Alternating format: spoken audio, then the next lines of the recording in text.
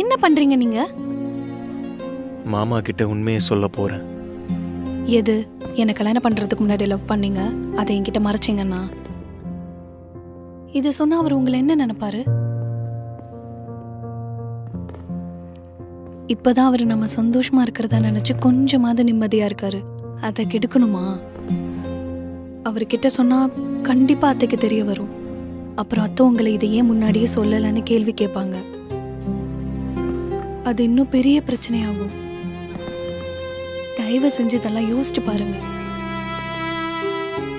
நீ உன்னை பத்தி யோசிக்கவே மாட்டிய மது. அப்பா கஷ்டப்படுவாரு, எனக்கு அசிங்கமா இருக்கும். எங்க கஷ்டம் எங்க வலின்னு எங்களை பத்தி மட்டும் யோசிக்கிற. உன்னை பத்தி எப்ப மது யோசிப்ப? எவ்வளவு நாள் தான் வலிக்காத மாதிரியே நடிப்ப?